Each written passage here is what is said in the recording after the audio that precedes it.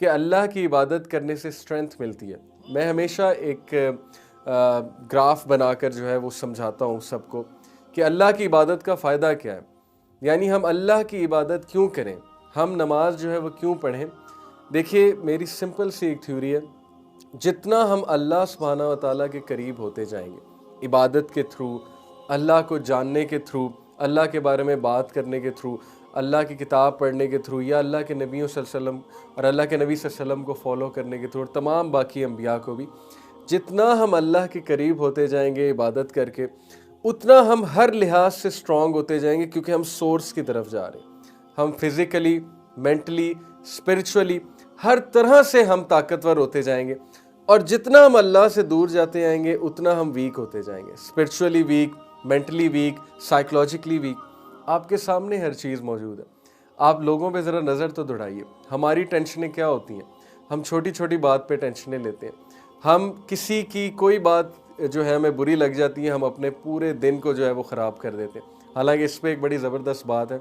एक स्पीकर ने क्या खूब बात की, उन्होंने कहा कि अगर आपके अकाउंट में तकरीबन 8,64,000 रुपये पड़े हुए हैं, तो उसमें से अगर 10 रुपये कोई ले लेता है, तो क्या आप बाकी के जो पैसे हैं, यानी 8 लाख समथिंग जो भी बचे, 10 रुपये अगर उसमें से निकल गए, वो बाकी के पैसे आप फेंक देंगे अकाउंट में से, या उन बाकी के पैसों को आप जो है वो जला देंगे, ख़राब कर देंगे? Obviously no. जस्ट बिकॉज उन 8,64,000 में से कोई 10 रुपये ले गया, इसका ये मतलब नहीं है कि बाकी सारे सारे बेकार हो गए। तो इसी तरह दिन में 8,64,000 तकरीबन सेकंड्स होते हैं, यानी 24 घंटे में।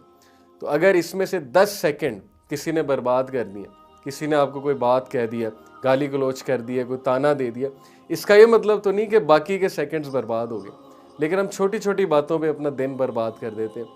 तो ये बड़ी ज़बरदस्त मुझे एक बात लगी जो मैं आपसे शेयर करना चाहता था। But the fact is that आप सहाबा की ज़िंदगी देखेंगे, सहाबा इन छोटी छोटी परेशानियों से बरी थे।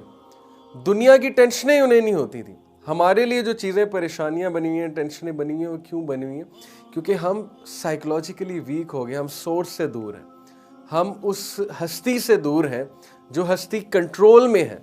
आप खुद सोचें, जिसके कंट्रोल में लोगों के दिल हैं, जिसके कंट्रोल में कायनात का निज़ाम है, जिसके कंट्रोल में रिस्क है। आपको पता है कि नबी अकरम सल्लल्लाहु अलैहि वसल्लम ने फरमाया कि अल्लाह के जो हाथ हैं, अल्लाह के हाथ हैं बाय द वे, अब वो कैसे हैं वल्लाहु आलम, फ्लैश बोन्स जिस तरह हमारे हैं उस तरह हम इमेजिन नहीं कर सकते, बट अल्लाह के हाथ हैं, कैसे हैं वल्लाहु आलम।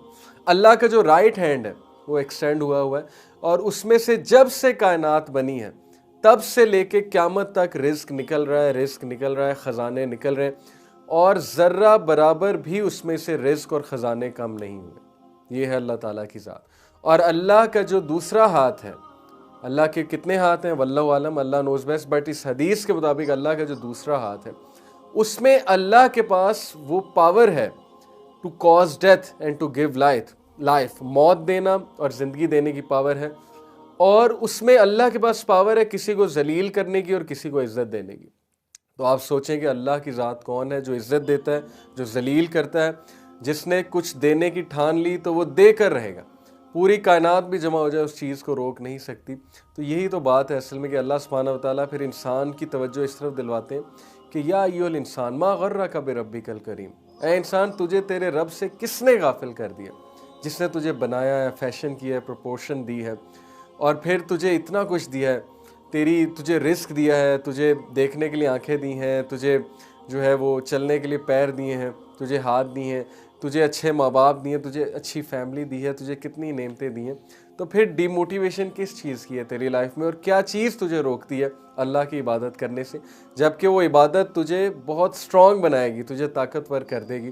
तो इबादत का कॉन्सेप्ट ही देखें इस चीज़ से चेंज हो जाता है। यकीन कीजिए कि जितना आप अल्लाह के करीब होंगे उतना आप स्ट्रॉन्ग होंगे, जितना आप अल्लाह से दूर होंगे उतने वीक होंगे, उतनी टेंशनें ज़्यादा होंगी, उतनी लोगों की बातें ज़्यादा अफेक्ट करेंगी, उतनी जो है वो हम पे परेशानी ज़्यादा हावी होगी। It is as simple as that. और सहाबा की बहुत सी मिसालें हैं कि वो दुनिया से बरी थे, लोग बड़ी बड़ी बातें उन्हें कर जाते थे, वो आगे से मुस्कुरा रहे होते थे, क्योंकि उनकी नज़र उस मिशन पे लगी हुई थी जो मिशन बहुत बड़ा है, और मिशन है कि इंसानियत की खिदमत, और इंसानियत को खुश रखना है, और अल्लाह को खुश रखने के लिए ज़ाहिर है इंसानों की खिदमत करनी है, और इंसानों को इंसाफ देना है, और पूरी कायनात में, पूरी दुनिया में जो है वो इंसाफ का निज़ाम कायम करना है, थिंग्स लाइक दैट।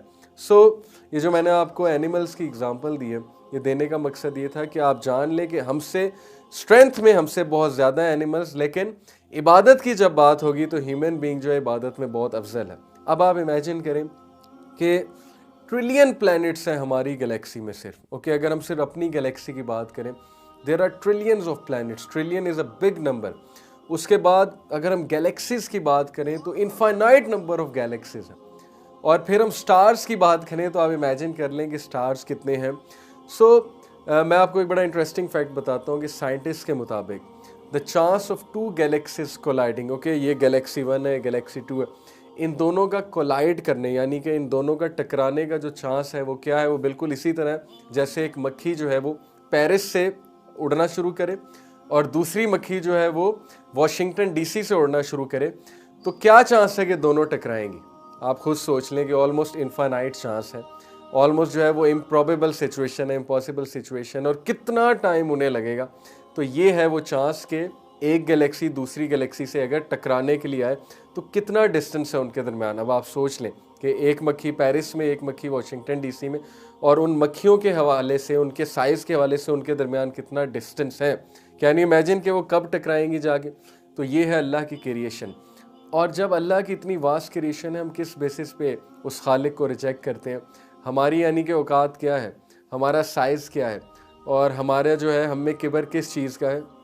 और आपको पता है कि साइंटिस्ट ये कहते हैं कि बिग बैंग होने के बाद if things were 1 trillionth of a second of, 1 trillionth, 1 second नहीं, 1 ट्रिलियंथ ऑफ अ सेकेंड अगर चीज़ें ऑफ होती, यानी उनमें डिले होता 1 ट्रिलियंथ ऑफ अ सेकेंड का, तो none of this would have happened, ये कायनात दरहम बरहम हो जाती।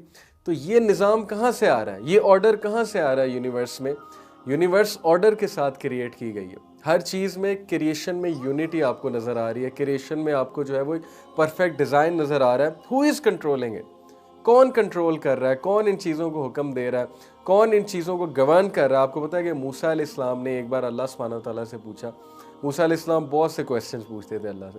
तो मूसा अलैहिस्सलाम ने एक बार अल्लाह से पूछा कि अल्लाह आपको नींद नहीं आती, आपको ऊँग नहीं आती। तो ये बड़ा क्यूट सा क्वेश्चन है। तो अल्लाह सुब्हानहू व तआला ने कहा कि मूसा आप ऐसा कीजिए कि एक नाजुक सी चीज़ पकड़ के खड़े हो जाइए और आपने सोना नहीं है।